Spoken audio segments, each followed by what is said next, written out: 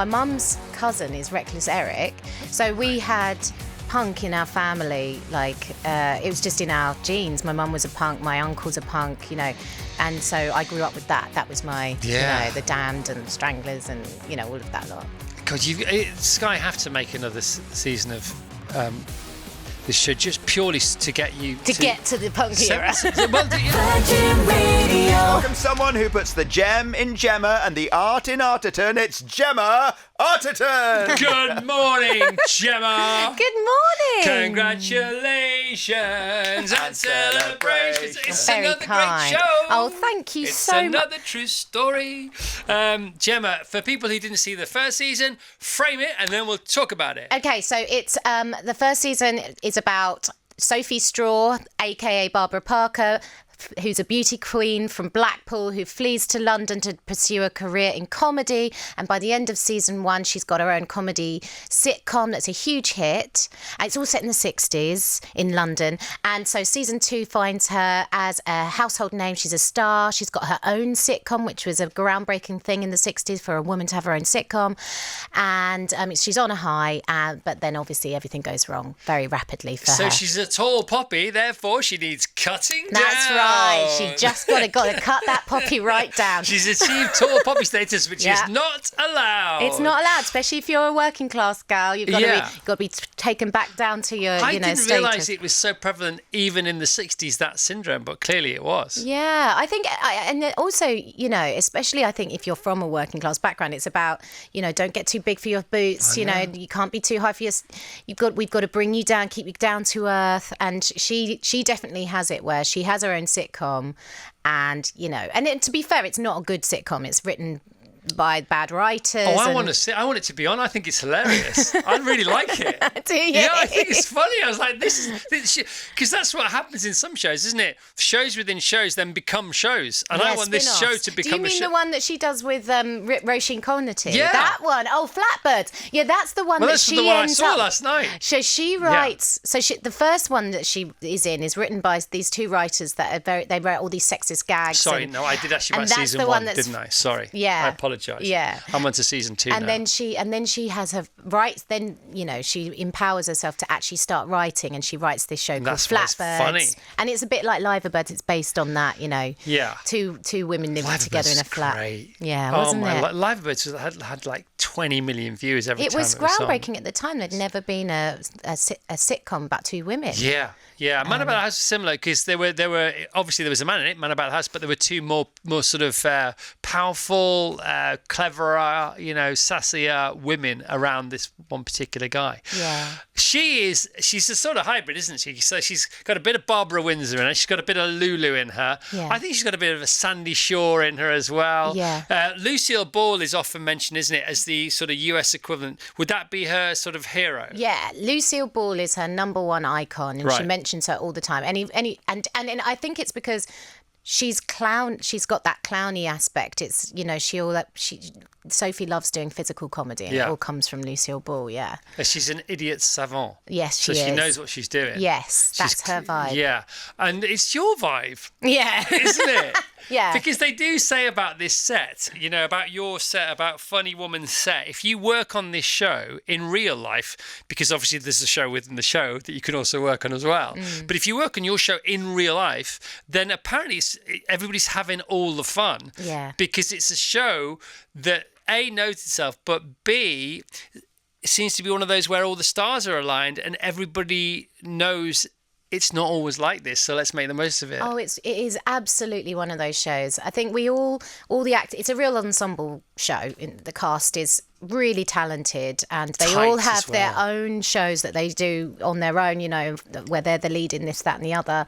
And when we're all together, we just have a complete ball. Yeah. It's a laugh. We're messing about. We're making each other laugh, and it's a little family. It's really lovely. I read an interview you did in The Guardian. It was actually a whole piece about the show, and the lady in the question, she interviewed a lot of the cast, and she said she spent some time on set, and she said it really was a laugh a minute, and nobody wanted to go home. Yeah, that's what it's like. Yeah, which is amazing. I know, and that does come across. Yeah, I think so, and I think you can see the friendship as well that we all have with each other. That's just completely. Natural. Yeah. All right, so your London isn't London. No. Where is it? It's Liverpool. It's Liverpool and Bolton? We shot, so we shoot in Liverpool and Lancashire in general, Right. so all over Lancashire.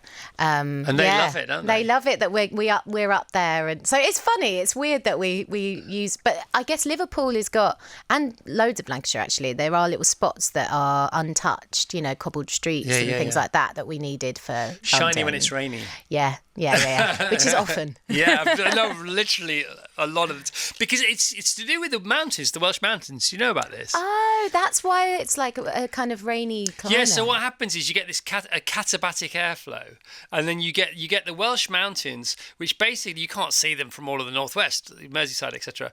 But once the cloud makes it over the mountains, it's sort of out of breath, the cloud, so it tends to hang over the northwest, and that's why you get this mizzle and this drizzle. From one who knows. There you go. Of course, little bit of a geography lesson there. Well, yeah, only because I sprung up there. But you are qualified. You alluded there to the working class, tall poppy thing that goes on, and it still goes on. I mean, you're qualified for that, aren't you? Because your mum and dad, what do they do? My mum's a cleaner, and my dad is a metal worker. Right. So yeah, we're working class. So my mum was a nurse, and my dad was a wages clerk. So very similar. Yeah. And I do have the working class chip on my shoulder. You can't get rid of it. I was. There's an amazing writer called James Graham who he wrote Sherwood, and he's doing some, he does loads of plays. He's working class from Nottingham, and he did a great speech at Edinburgh Film Festival recently, just talking about working class. If you're born into it, no matter how much you achieve in life, or whether you're rich and how all much that, gravel you order for your drive. Yeah, you'll never get rid of that working class. It's who you are. It's the way you're raised, and it's in your blood. My chip came right out this weekend. Did it? How did it come out? Because Oasis got the blame for dynamic ticket selling. She's been going on for years with the airline companies and hotel companies, and suddenly it's the working class kids' fault from Manchester because they've sold out their tour. By the way, I am not saying it's right at all. No. But they're not the first. Yeah, it's been going on, and also we were just talking about it recently. Ticket prices in general are outrageous. No, well, they got a load of Swift. stick for the ticket prices last weekend. Yeah. Then the tickets went on sale and the dynamic ticket pricing algorithm kicked in. They got the blame for that as well. And then a load of the people who were writing about it on various websites, I think somebody within their company said, that's how we sell our advertising that pays your wages. And suddenly they all shut up. Right. Hey, presto. There you go. Would it be fair to say, in your career now, you have spent so long in the 60s and 70s, you probably spent more time back then than now. And you're beginning to like it a bit too much, aren't you? Yeah, I do love that era. I just love... I've always been a bit of a muso, and so it's all about the music from the time. But yeah, I tend to now get people think they send me period stuff a lot with work, but I'm trying to do more modern stuff. No, you don't know. By the way, it wasn't a criticism. It was like, where can we buy a ticket? Which bus do we get on? Where does it leave? And what time will we be there? And are we there yet? Because it's all the fun. It is. It's a great time. It's all the fun. And the great costumes and the hairstyles, really extra over the top hairstyles. I love it. Yeah, I mean, I'm sure there've been documentaries about it, and I'm sure I've seen them, which they're going to inform what I'm going to say now. The joy and the celebration and the technicolor aspect of the 60s post World War II. If you look at the art, so pre World War II or just afterwards, you had Lowry. Right, and the factories, and this matchstick men and matchstick cats and dogs, and the sort of the cityscape that was worthy and admirable, but definitely gloomy and a bit miserable. And then 60s, you had Hockney, and you had blue skies, and you had all the flowers, and you had sunshine, and you had options and potential unbound. That was the 60s. And then you had the Beatles, and then you had the Pill, and then you had the Isle of Wight Festival, and then all that exploded because people thought maybe there's, and Vietnam was going on, it's like, oh God, we better have fun while we can and how we can. And then peace seemed to be potentially a little longer lasting. And in the 70s, said, we need to slow this party down. We need to pace ourselves. So you got the 70s as well. Why the heck not? 60s or 70s, Gemma? Oh, I'm going to say 60s because I've always been a mod, but I that's really hard. That's tight. That's a tight one. Yeah. I love the 70s. And you know, we're excited if there is any more Funny Woman, obviously. It'll go into the 70s, which is really exciting. I'm very excited. Yeah, By the way, I have the perfect house for you to film that Can series. we use your house as a location? Totally. Please. I'll show you. Sophie's flat. I'll show you some pics in a minute. Yeah. Honestly, I thought I was I was born in the 60s. I can't remember the only thing I can remember from the 60s, I think, is the Beatles' Obladi Oblada playing on my mum's radiogram. But I may have imagined that. But I do remember the 70s. The 70s were cool, man. Because you weren't around, were you? No, I'm an 80s baby. When were you born? 86. Okay, but you hanker after a bit of pre-punk. Yeah, I do. My mum's side. Well, my mum's cousin is Reckless Eric, so we had punk in our family. Like it was just in our genes. My mum was a punk. My uncle's a punk. You know, and so I grew up with that. That was my you know, the Damned and the Stranglers and you know all of that lot. God, Sky have to make another season of this show just purely to get you to get to the punk era. Well, yeah, because punk will be on the way, I suppose. What will she be up to by then? We don't know. I think she's like, you know, she's lost it. Do you think she's off the Moena rails. knows? Oh, she's probably got it in her mind. Who is Moena for people who don't know? Okay, so she wrote. She wrote Funny Woman. She adapted it. She is a most amazing screenwriter. She also writes on various other shows like Slow Horses. She's doing okay. She is basically sort of Sophie. She started in comedy, did a lot of comedy, and then has gone into writing her own and taking the power. So she's an amazing woman. Yeah, and such fertile, fecund ground, the 60s and 70s, for writing about women. Yeah, because it was a generally time in of life, change. and especially in television. Yeah. So I was going to say to you at the beginning of the interview, but I forgot. During this interview, Gemma, would you like me to bend the rules or break the rules? Can you bend and break them together? That's how it ends, isn't it? Yeah, I'd like you to. What do I say? Break them. At the end of episode 1, the head of comedy from the BBC says, "Are you asking me to bend the rules?" Oh yeah. And you say, "No, I'm asking you to break the rules." To break them. Roll credits. Yeah. Episode 2. Break the rules. That's a good like vibe in life. I think my mum always used to say that rules are made for breaking. Yeah, I think you have to know them first. I think the deal is you can go and break them if you like, but I think it's better if you know them, have been affected by them, have them riven within your being, and then go and smash the glass. Yes, you have to know the consequences of breaking them and be informed as to why you are breaking them. But so I mean, in episode 1, but you pretty much, I mean, there are only 4 episodes in season 2. We wish there were more. I want every episode to be a film. It nearly is 45, 50-minute episodes anyway. But you set so much up in episode 1. Yeah, I mean, just those arcs could run for the next 10 years. So what is she facing? What is she challenged by? How much do you want to give away about what happens in episode 1? So in episode 1, she, I guess the main things are that she's really famous. She's really famous, and she's got this new sitcom that she's been allowed to do, but not with her writers, her team that she loves. Yeah. She's got these new other writers that are quite old-fashioned, writing her kind of, carry-on type gags. And the show therefore flops when she makes it because it's just not good, it's not funny. And at the same time as her being a flop, her love life, she's Dennis, who is her absolute love, but also the director of her sitcom from season 1. He's still married and he can't get a divorce because the laws are really stringent in the 60s. You couldn't get a divorce unless something absolutely dreadful happened, like violence, cruelty or adultery. No one will admit to that. So she's devastated by this. They have to spend years apart, and by the end of the first episode, I've managed to convince the head of Light Entertainment to put me in a kind of a variety show. So I have to sing on this variety show. It's a wonderful Cilla Black song, "You're My World." Yeah, Cilla Black's very much in there as well, isn't she? Cilla. And and then the payback is that he lets me get my writers, my guys, Tony and Bill, back on the show so that I can, write what I want to write. The good guys. The good guys, the proper guys, the groundbreaking guys that are contemporary and doing new stuff. And then you cast a mate. And then a customer mate is a barmaid. Yeah, who is hilarious. Roisin, played by Roisin Connaughton. So funny. Together, you are a dream team. That's why I want to see the show. Yeah. I want to see this show. I mean, I know we're seeing the show anyway because the show's the show. You know what I mean? Yeah.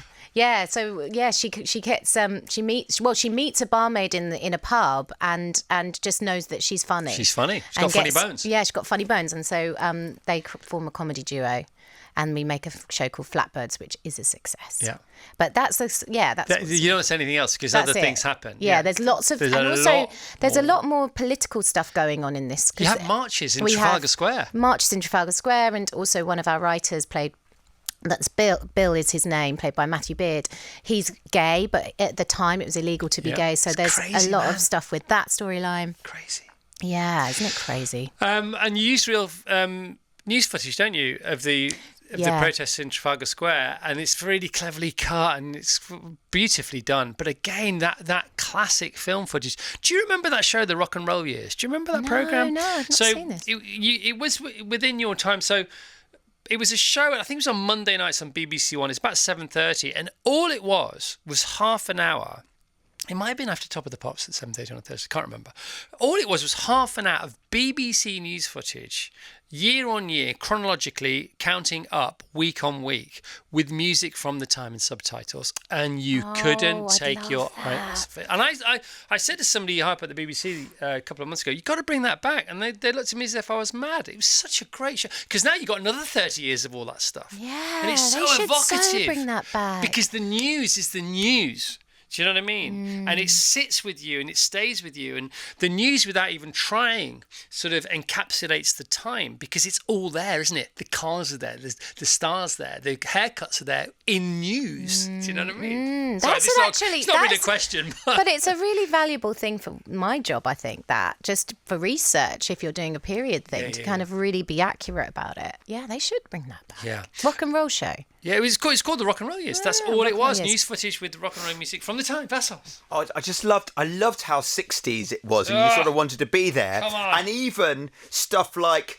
some of the horrible 60s attitudes, you alluded to some of them, are done in a sort of pantomime way so you can laugh at them. And I think my favourites, and I only watched episode 1, I think my 2 favourites were those 2 actors, the sort of old school Shakespearean actors who took themselves so serious. They got fired in the end, but they just took themselves so seriously along the way. Yeah. And I thought, I sort of thought that this sort of person existed, but not in my lifetime. And look, there they are on the screen. Yeah, there's one actor that goes, I don't do standing up acting until the final show. And it's like, there are those grand dames of the theatre world that we still do come across every now and then. Like, they're a dying breed now, or literally. But they bring those kind of airs and graces, that kind of thing. Well, because TV was the imposter in the 60s, wasn't it? Yeah, and it's like radio. There was no such thing as a DJ, so the first DJs were actors. Oh, really? And yeah, they were, because there wasn't such a thing as this idiot sitting in front of you right now.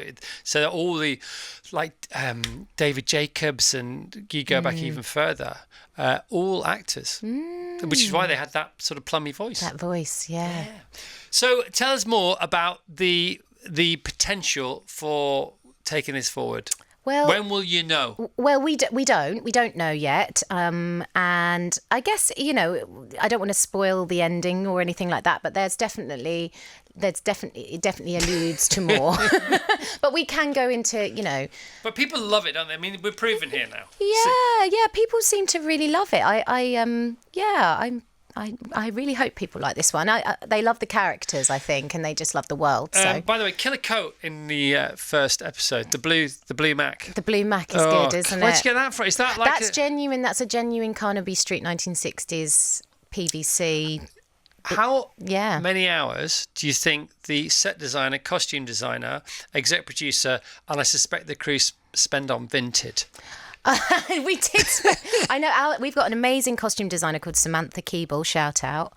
And she's absolutely incredible. And she would spend hours finding these one-of-a-kind pieces on who knows where she would get. She'd travel the country. She'd get stuff from America. Would that be rented, the Mac, the blue Mac? The Mac was a rental. Yeah, I think so. Because you could have the best charity auction ever at the end of it. We do at the end of filming. We always do a little costume sale. Do you actually? So you can buy bits. Oh my gosh. Yeah. Who doesn't want to bet that? What's going on with the Grand Prix of Europe? Oh yeah, Tell us about Grand that's Prix a of really Europe. lovely children's animation film that I'm doing, and Sports comedy. Yeah, but it's a German film company are making a film, and it's a Formula One film, but it's all animals and creatures. I think I play a little rat in it, a mouse. A German animal Formula One film. It's so really un-German. It's really good, and I think they've got Lenny Henry's in it. You play Haley Atwell. You play Edda the mouse. I'm a mouse. That's it. I'm a little mouse called Edda. And what does she do in the world of Grand Prix? She becomes a champion Grand Prix driver. Of course she does. Of course. Because it's power to weight. She'd be very light in the cockpit. Yeah, and Great. she's just a maverick. Which team does she drive for? So I'm all over this now. Yeah. Oh my god, I feel under pressure. I should have recapped on the script. No, don't worry about it. But no, it's we're making it at the moment, and it'll come out. Yeah, it's not out till next year. Next year. All right. So when will you know what else you're up to? Thank you for being here. We love you. I also got a film out next week called The Critic, which is out on next Friday. So Funny Woman's out on Friday, and then this Critic, The Critic, is a film I did with Ian McKellen. Ian McKellen. Yes. And Mark Strong. And Mark Strong and Leslie Manville and Ben Barnes and Alfred Enoch. And it's What's the gist? It's set in 1930s London, so pre-war. Right. And it's about a theatre critic, and it's all set in the world of theatre. I'm an actress that's trying to be a star, but it's not quite there yet.